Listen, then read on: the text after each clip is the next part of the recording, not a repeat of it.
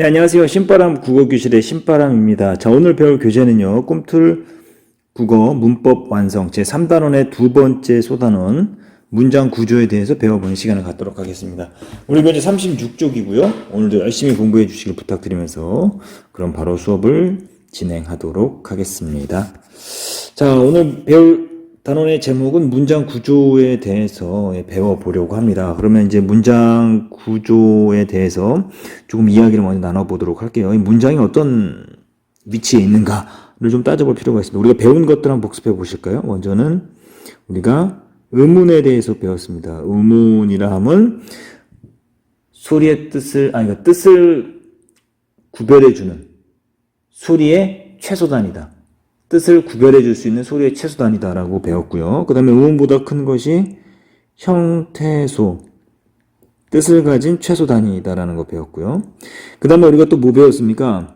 우리가 그 다음에 이제 단어, 뜻을 갖고 있으며 홀로 쓰일 수 있는, 자립할 수 있는 것이다라는 거 배웠고요. 그 다음에 이제 단어보다 이제 큰 게 어절, 그리고 어절보다 큰 게 문장. 이번 시간에 우리가 배울 게 바로 문장입니다. 그러니까 의문, 형태소, 단어, 어절, 문장 이렇게 나아가고 있다는 거 여러분들이 기억을 해 두시면 좋을 것 같아요. 그 중에 첫 번째 이제 문장 성분에 대해서 배울 건데요. 이 성분이라면 일정한 부분의 어떤 그 문장의 부분, 그러니까 이 성분이라는 말을 우리가 조금 의미를 생각해 볼 필요가 있는데요.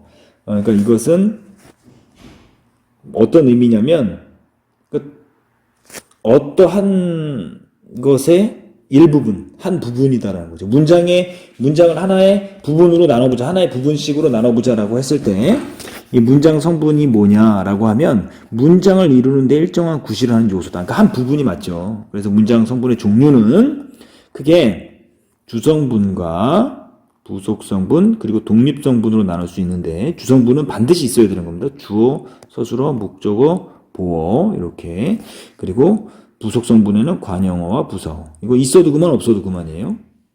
독립성분은 독립어라고 여러분들이 기억해 두시면 좋을 것 같아요. 이거 좀 잘 한번 배워봅시다. 여러분 품사 배웠던 것을 좀 기억해서 같이 이해하시면 좋을 것 같은데요. 문장에서 설명하고자 하는 대상으로 동작 또는 상태의 성질의 주체를 나타낸다. 그래서 누가 무엇이 해당한다. 그래서 주로 이제 뭐가 되냐면 체언이, 품사에서는 체언이 주어가 된다는 거. 그러니까 문장의 주인이다 이런 뜻이에요. 주체다 이런 뜻이에요. 서술어는 주어의 동작, 그 주체가 어떠한 동작을 하고 있는지, 어떠한 상태나 성질을 나타내고 있는지 풀이하고 있다. 그래서 어찌하다, 어떠하다, 무엇이다 라고 이야기를 할 수 있습니다. 그러니까 먹는다는 품사로 말하면 뭡니까? 동사가 되죠. 예쁘다는 형용사가 되죠. 학생이다, 이다는 뭐예요? 서술격 조사가 되는 거죠. 우리 문장은 이 세 가지 패턴. 무엇이 어찌하다, 무엇이 어떠하다, 무엇이 무엇이다 라고만 딱 이 세 패턴으로만 이루어져 있다는 거 기억해 두시면 좋을 것 같아요.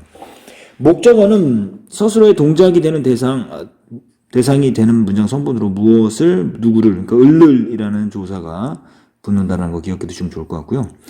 보어는 스스로 되다 아니다 앞에서 의미를 보충하는 것으로 복격조사 이와 가가 붙어서 주로 되다 아니다 앞에 위치한다. 반장이 되었다 어른이 아니다. 되다 아니다 앞에 이나 가가 붙어 있어서 복격조사가 붙어 있음을 알 수 있다는 걸 기억해 두시면 좋겠네요. 자, 부속성분입니다. 그러니까 위에 배운 주성분은 꼭 있어야 되는 거예요. 주서먹보라고 외우시면 여러분들 좋을 것 같고요. 이건 꼭 있어야 되는 거고, 부속성분은 꾸며주는 겁니다. 관형어 주로 체언을 수식한다. 어떤, 무슨, 누구의, 예쁜, 품사로는 이게 형용사지만 선생님을 꾸며주고 있기 때문에 관형어가 되는 겁니다. 사랑, 대명사와 조사가 만났지만 이것은 사랑을 꾸며주고 있기 때문에 관형어가 되는 거예요. 관형사가 관형어가 되기도 하지만 이렇게 형용사와 그리고 대명사와 조사의 결합이 또 체언을 꾸며줄 경우에도 관형어로 갈 수 있다는 거 기억해 두시면 좋을 것 같습니다.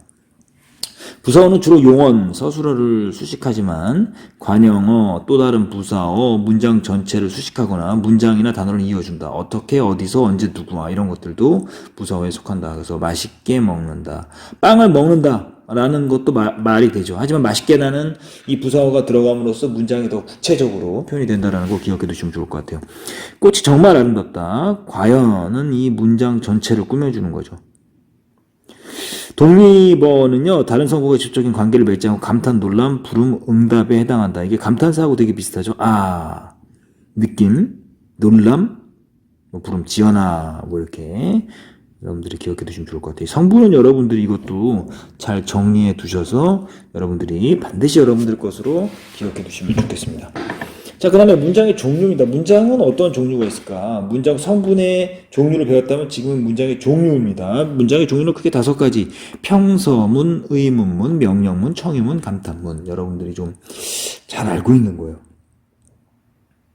그러니까 이 문장의 종결 방식에 따라 말하는 이의 느낌이나 생각이 다르게 표현된다라고 여러분들이 기억해 두시면 좋을 것 같은데, 평서문은 말 그대로 말하는 이가 듣는 이가 특별한 요구하는 바 없이 자신의 생각을 단순히 진술하는 거예요. 자신의 생각을 진술하는 거. 그래서 다 혹은 내의 종결어미 아침이 되었다. 의문문은 질문에서 대답을 요구하는 문장으로서 뭐뭐 했느냐, 뭐뭐 했느니의 종결어미를 사용해서 밥은 먹었니? 이렇게 말하고요. 명령문은 어떤 행동을 하도록 요구하는 문장이죠. 듣는 사람에게 뭐뭐 어라, 뭐뭐 하게, 비읍시오 등의 종결 어미를 사용한다. 기종아 창문 좀 닫아라. 창문 좀 닫으십시오. 뭐 이렇게 할 수 있겠죠. 청유문은 어떤 행동을 함께 하기를 요청하는 거죠. 뭐뭐 하자, 뭐뭐 하세, 비웁시다. 그래서 우리 학교에 가자. 뭐 이렇게. 그리고 말하는 이가 듣는 이를 별로 의식하지 않거나, 이건 감탄문인데요. 이 감탄문에서는 뭐뭐로구나, 뭐뭐도다, 뭐뭐구려, 뭐뭐군 이런 종결어미를 사용해서 세상이 참 많이 변했구나 라고 말해서 자신의 느낌을 표현하는 문장이 바로 감탄문이다 라고 말씀을 드릴 수가 있습니다. 이건 뭐 그렇게 어렵지 않죠. 그래서 여러분들이 충분히 잘 이해할 수 있으리라 생각이 드는데요. 그럼 바로 확인하기 문제에 들어가 볼게요. 다음 문장에서 주어를 찾아 쓰시오. 주어는 밑줄을 쳐드릴게요. 자, 운동장에 비가 내린다. 문장의 주체가 되는 것은 뭡니까? 비가다라는 거죠. 우리 학교 아이들은 예쁘다. 다 떼고 서술어, 예쁘다라는 서술어가 있고 뭐가요? 아이들은 이 주어가 되겠죠. 자, 일찍 일어난 새가 벌레를 많이 잡는다. 잡는다가 서술어니까 이거에 대한 주체는 뭡니까? 새가. 이렇게 하면 여러분들이 주어를 쉽게 찾을 수가 있습니다. 자, 기억 리을의 문장 성분을 쓰시오라고 했습니다. 문장은 둥근 보름달이 멀리 떠 있다. 먼저 주어하고 서술어부터 찾아보죠. 서술어는 떠 있다라는 거니까 서술어가 리을이 되는 거고, 떠 있다라는 것이 주체가 되는 거는 보름달이가 되니까 보름달이는 주어가 되는 거죠. 그래서 먼저 이렇게 서술어를 찾고 그거의 주인이 되는 주어를 찾은 다음에 이제 꾸며주는 말들을 찾아보시면 될 것 같아요. 떠 있다라는 지금 서술어를 꾸며주는 디귿은 용언을 꾸며주고 있는 거니까 부사어가 되는 거고요. 보름다리를 꾸며주고 있는 둥근은 자연스럽게 관형어가 되겠죠. 3번으로 갈게요. 다음 문장에서 부속 성분에 해당하는 것을 찾아 쓰시오. 밑줄을 쳐 드릴게요. 비가 주룩주룩. 부속 성분은 관형어하고 부사어죠. 주룩주룩 부사어 내린다를 꾸며주고 있으니까요. 소녀의 미소가 아름답다는 소녀의가 되겠죠. 미소를 꾸며주고 있으니까요. 관형어가 되겠죠. 까만 개미가 숲에 많다. 까만은 개미를 꾸며주는 관형어. 그리고 많다를 꾸며주고 있는 숲에는 부사어가 되겠죠. 찰수는 멋진 중학생이 되었다. 중학생은 이를 꾸며주고 있는 관용어가 되겠다라는 걸 기억해 두시면 좋겠습니다.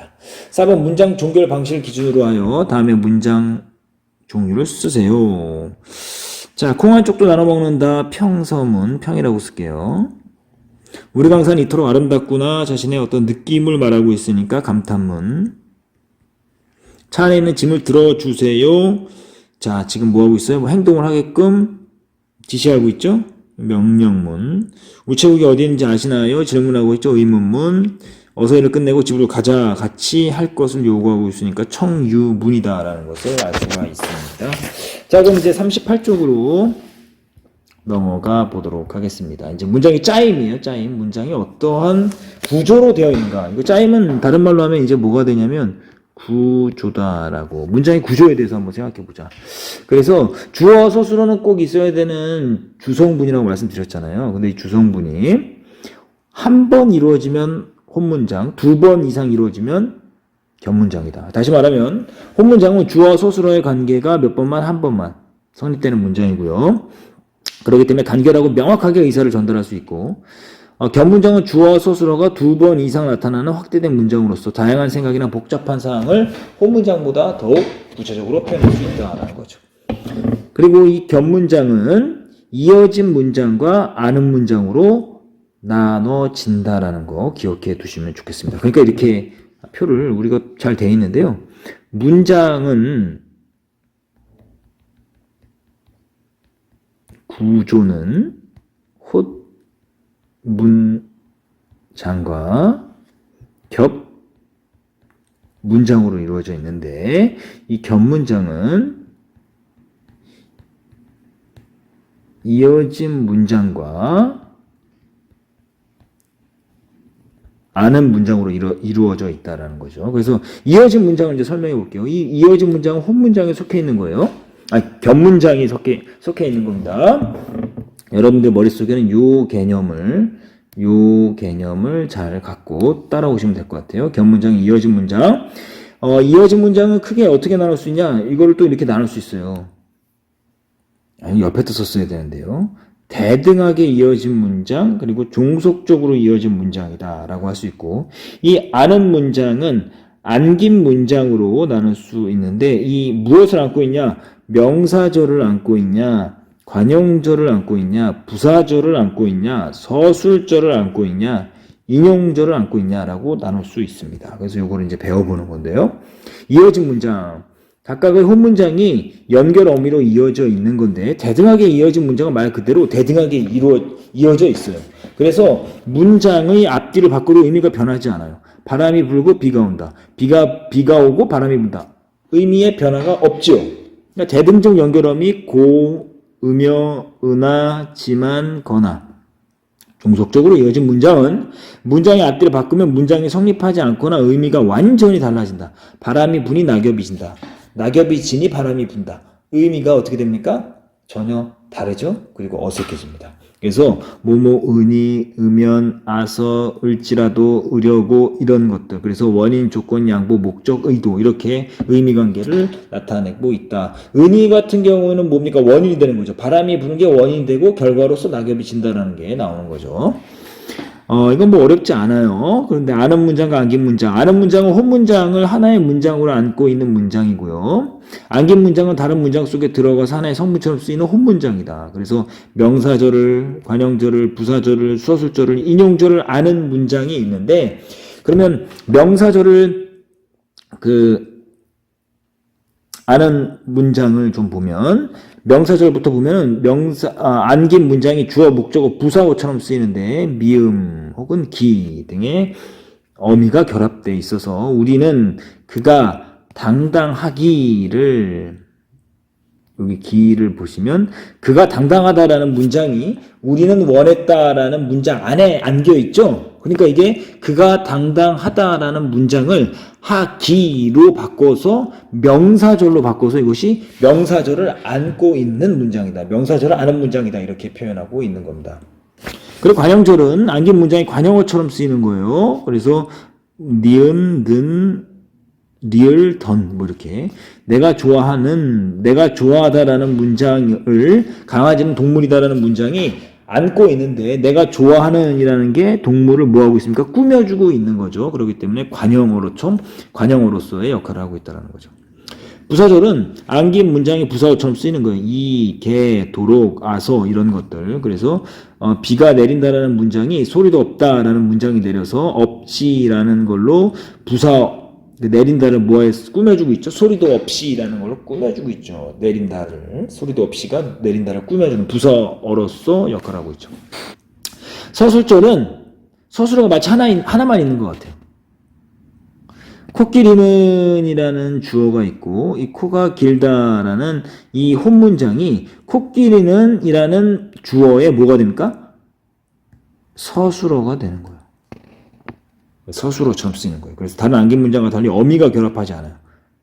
그래서 서술어가 하나 있는 것처럼 보이지만 실상은 뭡니까? 혼문장 전체가 주어의 서술어 역할을 하고 있다는 거죠.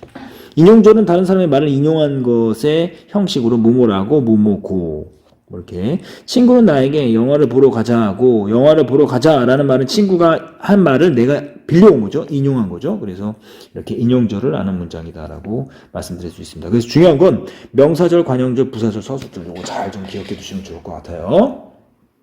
올바른 문장 표현, 문장 구조를 알면 자연스럽고 의미가 분명한 문장을 쓸 수 있다. 문장을 쓸 때에는 필요한 문장 성분을 빠뜨리지 않았는지. 그러니까 필수 성분, 그러니까 주성분이라고 말할 수 있죠. 주어, 서술어, 목적어, 보어를 꼭 써야 된다는 거죠.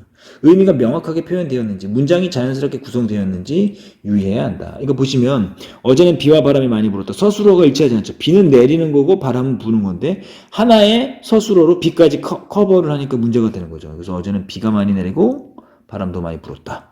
이렇게 이야기를 해서 대등하게 이어진 문장으로 만들어야 되겠죠. 예쁜 언니의 친구를 만났다. 이게 예쁜 게 친구가 예쁜지 아니면 언니가 예쁜지를 알 수가 있게 해야 되는 거죠. 예를 들면 쉼표를 찍음으로써 예쁜 친구가 예쁜 거고요. 예쁜 띠고 친구의 언니라고 하면 친구의 언니가 예쁘다라는 거죠. 이렇게 여러분들이 중의적인 표현을 갖는 문장을 쓰지 않도록 노력하는 것이 중요합니다. 바로 확인하기 문제로 들어가 보도록 하겠습니다.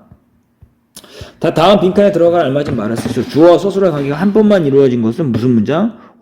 헛문장이다. 헛문장을 하나의 문장 성분으로 포함하고 있는 문장을 뭐라고요? 아는 문장이라고 하고 견문장 중 각각의 문장이 연결 어미에 의해서 연결된 문장을 이어진 문장이다. 다음 문장이 대등하게 이어진 문장인지 종속적으로 이어진 문장인지 쓰시오. 땅이 와서 원인 비가 와서 원인 땅이 질다. 결과 이건 종속적으로 이어진 거고요. 아침이 오고 태양이 떠오른다. 태양이 떠오르고 아침이 온다. 뭐 이런 거 바꿔도 상관없죠. 이거 대등하게 이어진 문장이다. 3번 다음 문장의 짜임을 보기에서 골라쓰시오. 명사절 아는 문장은 A, 서술절 B, 관용절 C, 부사절은 D. 많은 사람이 운동장에 있다.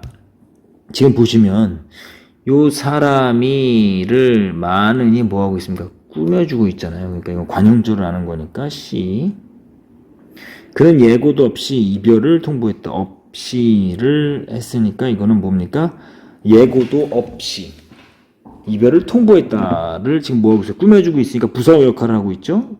그러니까 부사절을 아는 거니까 D가 되는 거고요. 우리 집 토끼는 앞발이 짧다라는 이 혼문장이 토끼의 서술어 역할을 하니까 서술절을 아는 문장이 되는 거고요. 나는 뮤지컬이 재미있음을 알게 되었다. 이게 목적어 역할을 하게끔 재미있다라는 게 뮤지컬이 재미있다라는 문장이 음을 붙여서 목적어 역할을 하고 있으니까 이게 뭡니까? 명사절이 되는 거죠. 그러니까 이게 명사절을 아는 문장이다 라고 이야기를 하고 있습니다. 자, 지금 보시면 이제 4번 문제를 들어가 보도록 하겠습니다.